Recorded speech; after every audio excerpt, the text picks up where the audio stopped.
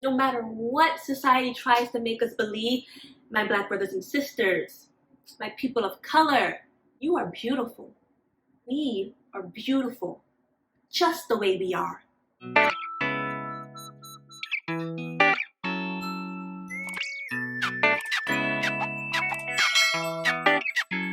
Hey everyone, and welcome to Do Tell with me, Sienna Michelle, where the aim is to always bring to light what is too often left in the dark. And today, as usual, I hope we're successful in doing that.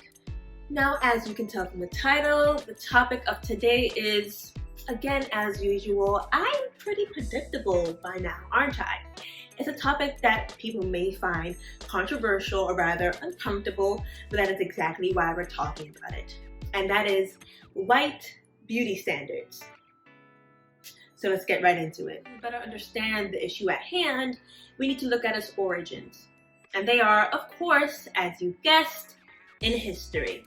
Starting with the fact that Europe colonizing the entire world for the last, 2 centuries is at the heart of it. European colonialism enforced the idea that white features, white hair, white skin are ideal. Because since Europe was the one in power, Europe was the standard. Hence, Eurocentric beauty standards.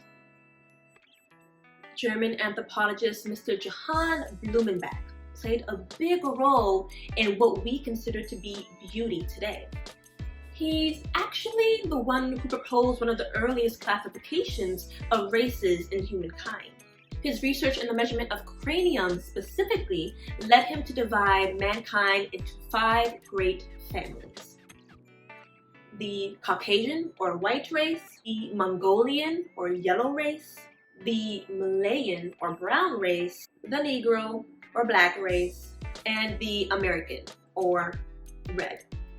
Although he understood, or at least he claimed to understand, that the environment influenced skull shape, he drew major and firm conclusions from his skulls. Now, for the most part, allegedly, his scientific writings were just that, scientific, but it was very clear where his bias lied.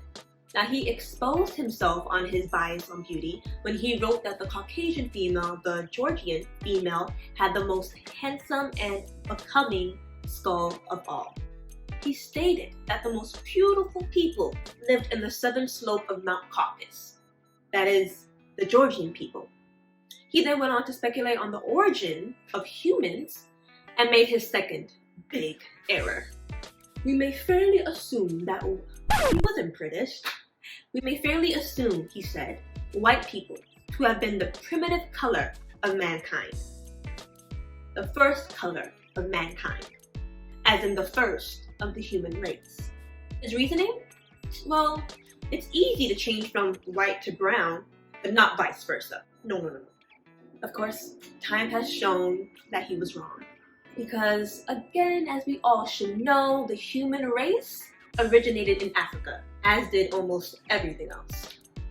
And anytime, this is a word of advice and something to note, anytime an opinion is infused with a scientific fact and is also taken as fact, that science is no longer science. It's pseudoscience. But don't worry, he wasn't actually prejudiced or racist. Because, get this, he refuted the notion that Ethiopians were inferior to other races. He actually wrote favorably about black people, about their beauty, their mental abilities, their achievements, etc. This viewpoint during the 1800s was certainly out of tune during that time. But hear me out. Here's the thing. You cannot make such a bold statement that there are 5 races in the human race, and this racist skull is the most beautiful, and in the same breath say that this other race is not inferior and claim to be unprejudiced. It's contradictory. And yes, your racism is showing. Because you know what society did? They ran with it.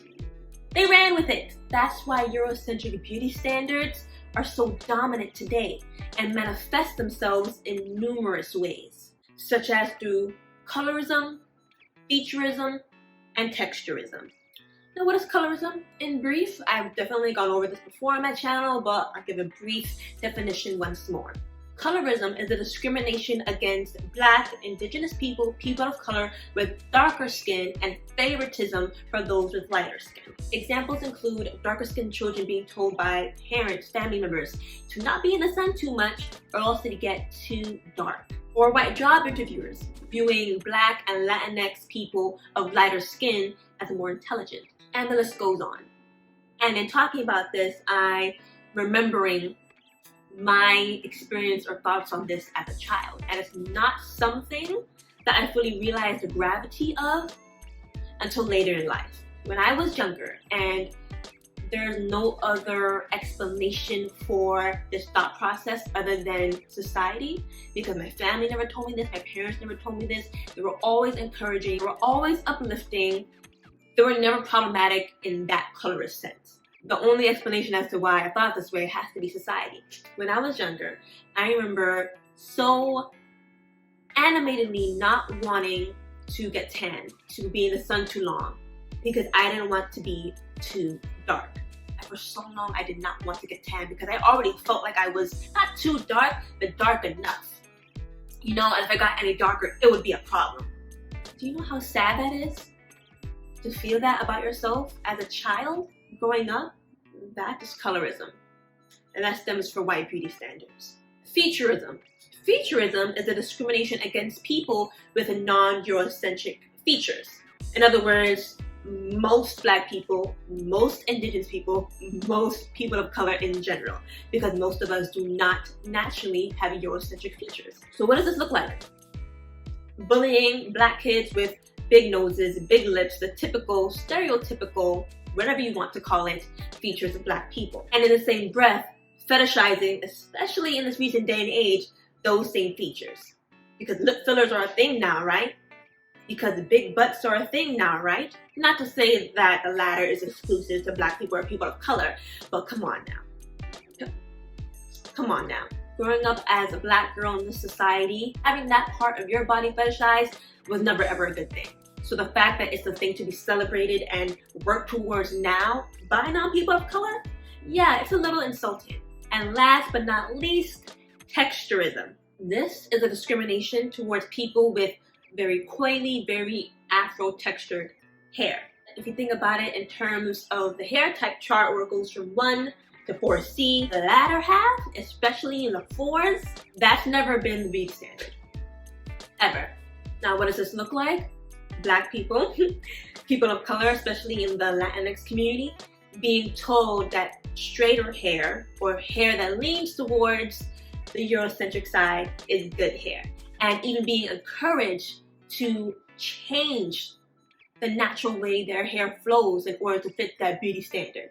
So Black girls from as young as 5 and 6 getting their hair permed, that was the norm growing up. Majority of my friends had their hair permed for that reason. Why? Why change, manipulate the natural texture that God gave them on their head? Why beauty standards? Because the closer you are to straight hair, the closer you are to beauty, the closer you are to good hair. And growing up, actually, I was always told that I had good hair. And I put air quotes because I didn't fully understand what that meant, or again, like my last reflection on my childhood, the gravity what that meant until later on in life. I had good hair because in comparison to most of my friends, my hair wasn't as kinky, it wasn't as textured. It wasn't the 4C hair type that everybody tried to stay away from.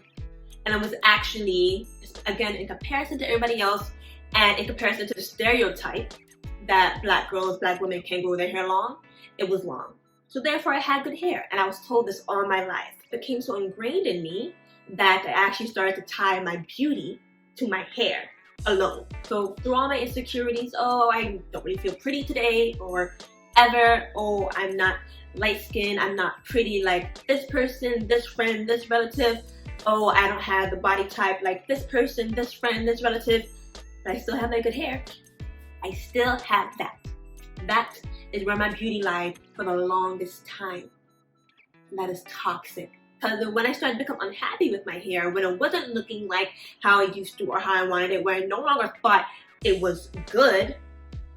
What did that mean? I no longer thought I was beautiful. That is the result of white, Eurocentric beauty standards. Because what does it mean to have good hair? Now that I'm older and wiser, it just means healthy hair. Listen to me close and listen to me clearly. If your hair is healthy, you have good hair. I don't care what race you are, ethnicity you are, what hair type you are. If your hair is healthy, that is good hair. That is the end all be all. That is the end of the story, period. But that's not what society wants you to think. So here we are.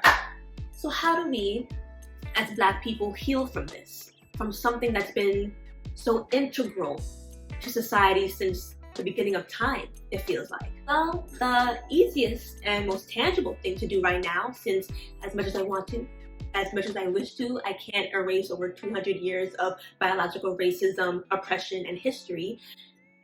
The one thing we can do right now is start with ourselves, with you. No matter what society tries to make us believe, my Black brothers and sisters, my people of color, you are beautiful. We are beautiful, just the way we are. Our skin gets kissed by the sun in the most beautiful way. Our features make us stand out, and our hair, baby, our hair can defy gravity.